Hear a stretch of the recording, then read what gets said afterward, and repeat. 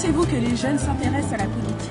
Moi, je pense qu'ils s'intéressent là, au moment des élections, ça les réveille un peu, je crois. De plus en plus, oui. Depuis les émeutes, à mon avis, il y a eu un sursaut citoyen et disons que c'est un mal pour un bien.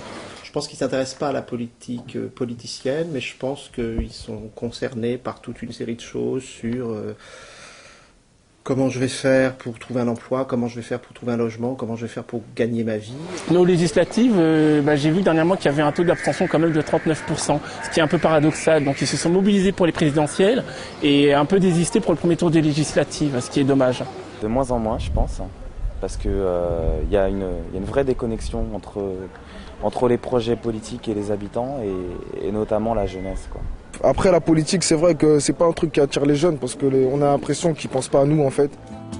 Pensez-vous qu'il est important que les jeunes s'intéressent à la politique? C'est essentiel. Oui, je pense que c'est un enjeu de société vraiment important.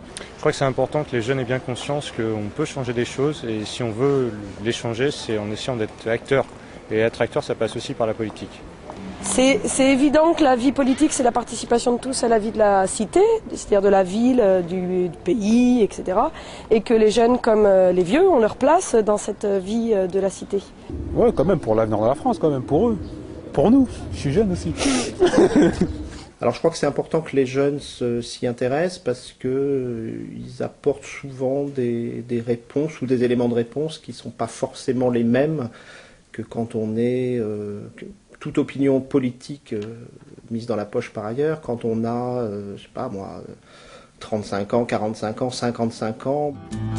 Pensez-vous que les jeunes aient les moyens de s'exprimer sur la politique et en politique? Pas plus que les autres Français, je pense. C'est-à-dire on les prend en considération, mais pas plus que les autres. Peut-être un petit peu moins d'ailleurs. Parce que c'est vrai qu'on a l'image que des jeunes, comme quoi ils vont pas voter, qu'ils sont assez démobilisés. Mais après, je pense pas non plus qu'ils soient à la marge... de la société, quoi, si on peut dire, en tout cas que les hommes politiques les considèrent absolument pas. Avec les moyens de communication actuels, oui, largement. Maintenant, il ne faut pas se faire... il y a de quoi faire, je pense, en termes d'association, en termes de médias, en termes de communication. Oui. Non, pas assez de moyens. On leur donne certainement pas suffisamment de moyens pour s'exprimer en politique. Sur l'échiquier politique, ils ne sont pas assez représentés et je trouve ça dommage. C'est surtout, ce que n'ont pas compris les politiques, c'est que les jeunes de maintenant, ce sont ceux qui feront la France demain et il faut leur laisser la chance de s'exprimer. Pensez-vous que les jeunes sont sollicités pour participer à la vie politique? Avant, moi je trouvais que ce n'était pas le cas. Donc, je pense que ça change maintenant, je pense qu'on est au début du processus. Donc les politiques commencent à se tourner vers les jeunes, mais c'est récent. Ils se sont tournés aussi parce que les gens sont inscrits en masse sur les listes électorales. Donc, ils se sont dit, ça fait des votes à aller chercher. Disons qu'il y a une certaine inertie, puis il faut mettre le train en marche, quoi. Le plus dur, c'est de le faire démarrer, puis une fois qu'il est lancé, c'est bon. Et à mon avis, là, on n'en est qu'au début, on n'en est qu'au balbutiement. Ils sont sollicités, mais aujourd'hui on est dans de la politique média, donc ils sont sollicités pour faire du vitrinage. Dire voilà, on a une femme, on a un arabe, on a 2 jeunes, pour faire bien, quoi. On les sollicite souvent sur le tas et sur le tard. C'est-à-dire que là, il y a les élections, peut-être que ça fait 2-3 semaines qu'on peut voir certaines personnes qui vont au contact des jeunes dans la rue. En dehors des périodes législatives, municipales ou présidentielles, vous voyez aucun politicien dans les rues aller voir les jeunes ou aller dans les lycées, les collèges pour sensibiliser les gens à la politique. Et pensez-vous que les jeunes doivent attendre justement d'être sollicités pour parler politique? Non, je pense pas. Faut jamais attendre dans la vie, sinon on n'a rien. Ils doivent aller au-devant. Et en général, quand on est jeune, on est plein de dynamisme, donc autant y aller. Et on devrait participer spontanément, mais comme je vous ai dit, c'est pas un truc qui nous attire naturellement. Non. Et à ton avis, pourquoi ils ne sollicitent pas? Parce que déjà la politique, faut avoir de l'expérience, donc c'est un truc de vieux. C'est plutôt les personnes âgées qui s'intéressent à la politique. Je pense que c'est d'abord aux jeunes de se rendre compte que la politique peut leur être utile, mais s'ils ne le font pas naturellement ou par eux-mêmes, on peut les y inciter ou leur donner des choses qui leur font envie d'aller en politique ou de lancer des actions politiques. Je pense qu'ils ne doivent pas attendre d'être sollicités, mais à un moment donné, si on ne leur apprend pas à le faire, si on ne leur donne pas des clés pour comprendre certains mots, certaines idées, ils n'auront pas la démarche. Selon vous, est-ce que la politique est une affaire d'adultes essentiellement? Ouais, oui et non. Bon, il faut être responsable quand même. Non, je crois pas. Et on a des outils aujourd'hui, on a des outils institutionnels comme les conseils consultatifs de jeunes et les conseils municipaux enfants qui peuvent justement permettre d'animer ces débats. Et ces organes-là, ces groupes-là, au niveau des municipalités, ça peut être intéressant de les faire travailler justement avec les associations et au contact de la population et des jeunes, justement, pour animer le débat.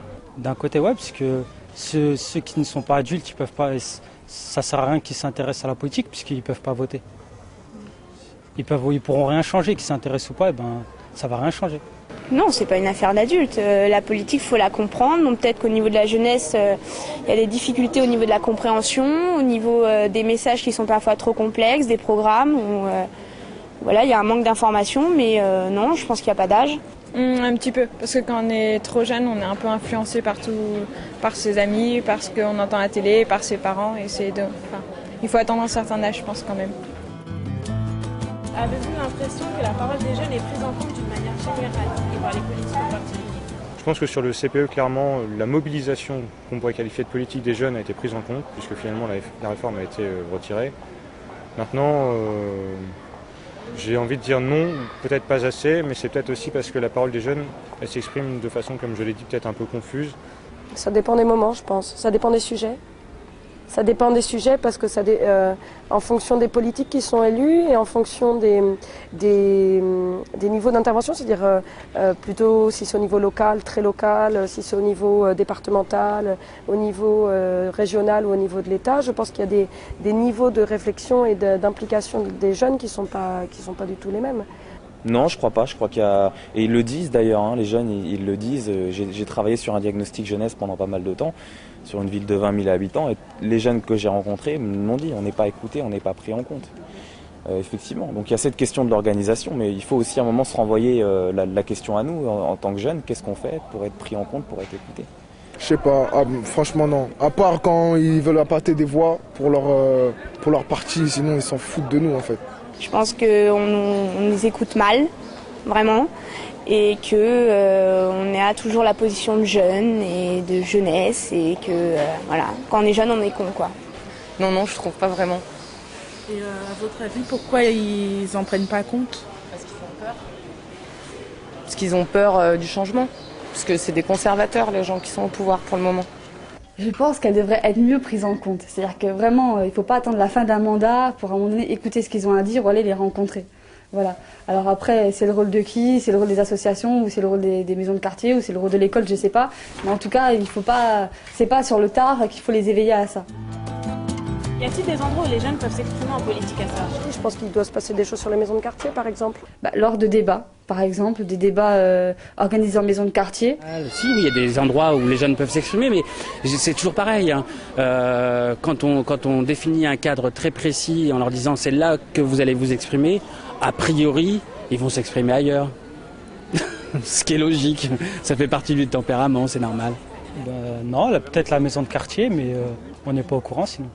Vu qu'il n'y a pas de conseil municipal de jeunes, il n'y a pas de conseil locaux, il y a un conseil départemental qui est piloté par le ministère des Sports, puisque j'en ai pris connaissance, mais au niveau du département, ça représente peut-être une dizaine de jeunes.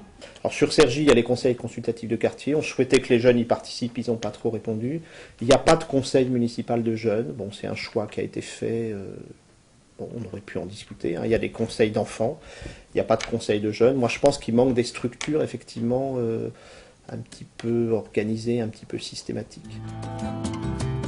Que pensez-vous de la jeunesse cergissoise? Je pense que la jeunesse cergissoise, c'est une jeunesse vive, c'est une jeunesse variée, vraiment diversifiée. On voit bien sur une grande ville comme Cergy qu'on trouve plein de cultures, plein de couches sociales, plein de gens avec des trajectoires, des parcours de vie très différents. Je crois qu'on, par rapport à d'autres villes, on n'est pas dans des replis communautaires trop importants, même si c'est le cas dans certains quartiers, que ça commence, malheureusement. Et je crois justement que cette jeunesse, il faut qu'elle continue à s'organiser au niveau associatif et à se rencontrer pour créer des ouvertures et se mélanger à tous les niveaux. Il y a des jeunesses, et donc qu'elles soient cergissoises ou d'ailleurs, pour moi c'est la même chose. Moi j'ai confiance dans notre jeunesse. c'est une jeunesse dynamique. Il y a un gros vivier ici, que ce soit la danse, la musique, c'est surtout culturel. Il faut qu'elle aille au-devant des choses en fait. Il faut qu'elle aille au-devant des choses et qu'elle s'implique en politique. Et surtout, ce qui me plaît, c'est que à Cergy, il y a pas mal de mixité. Donc pas mal de cultures différentes et c'est un atout. C'est un atout pour vivre en communauté et puis pour s'impliquer en politique et pour faire bouger les choses en fait.